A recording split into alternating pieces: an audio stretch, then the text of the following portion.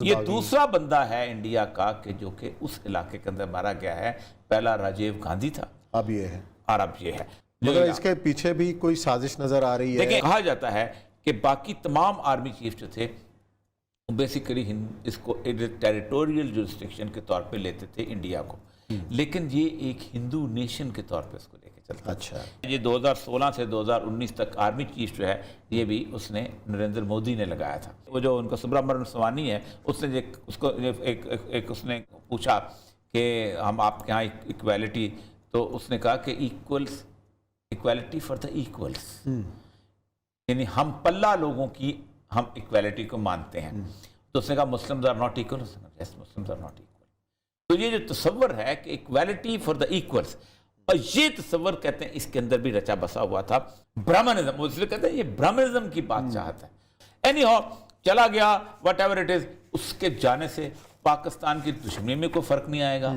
आज भी जो यूपी के इलेक्शन होने वाले हैं और खौफ है मुसलमानों के अंदर। और आप सोचें कि जितनी गालियां नेहरू को पड़ती हैं, जितनी गालियां उस खानदान को पड़ती हैं, जिस तरह वो बड़े बड़े, वो क्या नाम है, मूछों वाला जरनैल जब बख्शी है, वो आके जिस तरह गालियां देता है नेहरू को, जिस तरह गालियां देता है गांधी को।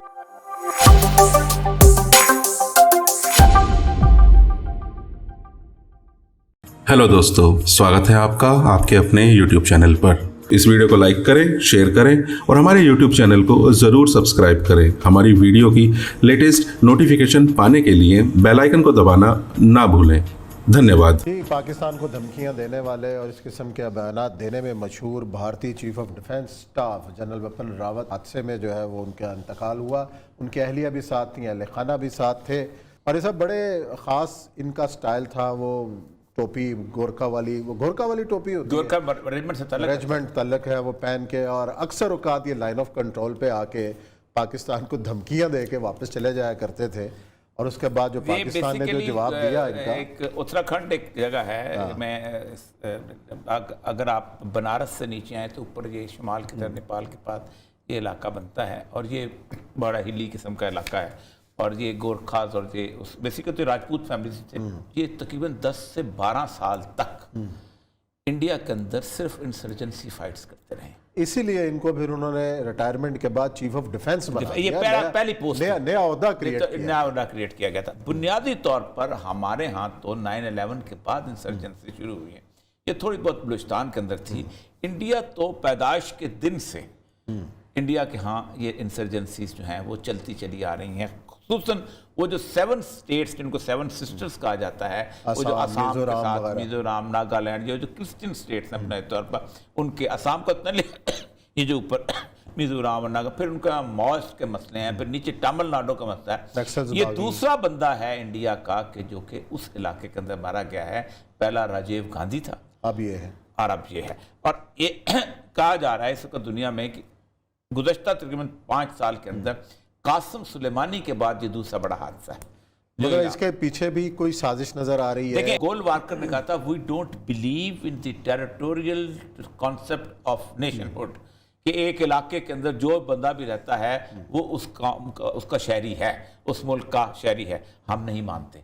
हम कहते हैं कि इस इलाके के अंदर जो हिंदू रहता है वो उस मुल्क का शहरी है, बाकी शहरी नहीं है। तो ये वो कहा जाता है कि बाकी तमाम आर्मी चीफ जो थे बेसिकली इसको टेरिटोरियल जुरिस्डिक्शन के तौर पे लेते थे इंडिया को, लेकिन ये एक हिंदू नेशन के तौर पे उसको लेके चलता। अच्छा, ये वाहिद, इसके ऊपर बहुत सी गुफ्तगू हुई है कि ये बुनियादी तौर पर टेरिटरी वाली जो है ना, जो कि हिंदुत्व का बेसिक कॉन्सेप्ट था। और इसको जो है ये 2016 से 2019 तक आर्मी चीफ जो है ये भी उसने नरेंद्र मोदी ने लगाया था, और नरेंद्र मोदी ने फिर इसके लिए वो ओहदा क्रिएट किया था।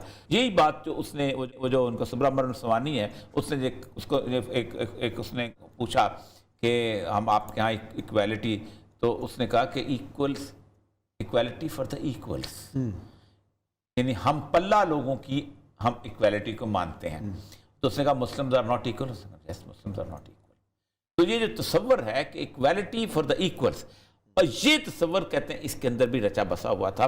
और ये अपने आप को बाद दफ़ा अपने निजी महफिलों में कहता था कि मैं बालाजी बाजीराव का उसका जो है उसकी डिसेंडेंट्स को आगे बढ़ाऊंगा और मैं वो कॉन्सेप्ट रखता हूँ जैसे बालाजी बाजी।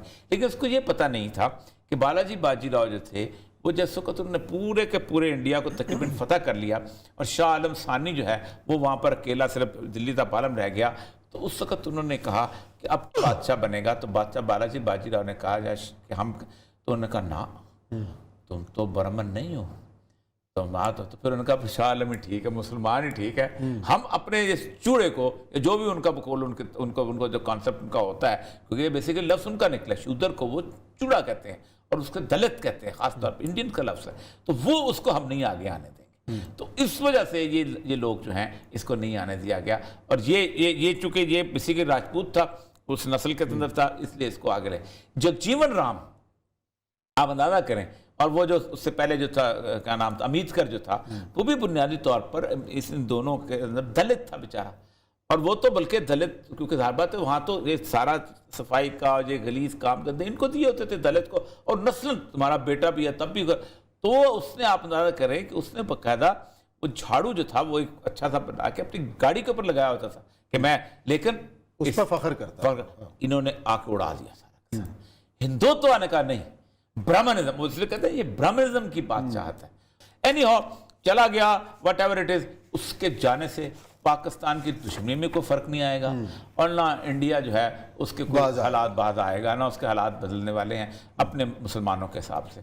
बदतरीन आज भी जो यूपी के इलेक्शन होने वाले हैं और खौफ है मुसलमानों के अंदर। मैं एक दो साहब से कल बात कर रहा था, खौफ है, और खौफ किस बात का है कि हमें बाकायदा लिंचिंग की जाएगी ये साबित करने के लिए कि ये इस काबिल नहीं है, हमारा को बंदा मारा जाएगा, को बंदे को घसीटा जाएगा ताकि हिंदू एक साथ इकट्ठे हो जाएं और वो वोट जो है नरेंद्र मोदी को दें।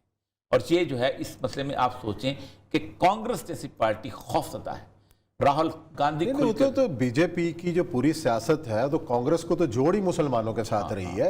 मसलन अगर इंडिया पाकिस्तान के साथ जोड़ते हैं तो तुम्हारा नहीं, ये राहुल गांधी का बयान पाकिस्तान के साथ जोड़ते हैं, पाकिस्तान के साथ मतलब ये एक बयानिया वहां पे बन गया। और ये कोई उसके अब वो राहुल गांधी और सारे जो है वो एक तरह होकर बैठे। और आप सोचें कि जितनी गालियां नेहरू को पड़ती हैं, जितनी गालियां उस खानदान को पड़ती हैं, जिस तरह वो बड़े बड़े वो क्या नाम है मूछों वाला जरनैल जब बख्शी है वो आके जिस तरह गालियां देता है नेहरू को, जिस तरह गालियां देता है गांधी को, इन सोच नहीं सकता पाकिस्तान में कोई इस तरह का कायदारों के बारे में गुफ्तगू करना, लफ्ज़ निकालना। इतनी हमारे यहाँ दिलों में इज्जत है, लेकिन वहाँ तो बुनियादी समझते हैं कि ये वही लोग जिन्होंने हिंदुस्तान को तकसीम किया था और पाकिस्तान के रास्ता मार किया था। इस वीडियो को अंत तक देखने के लिए आपका बहुत बहुत आभार। हमसे जुड़े रहने के लिए सब्सक्राइब के बटन को दबा दें और हमारी वीडियो की लेटेस्ट नोटिफिकेशन पाने के लिए बेल आइकन को दबाना ना भूलें। धन्यवाद।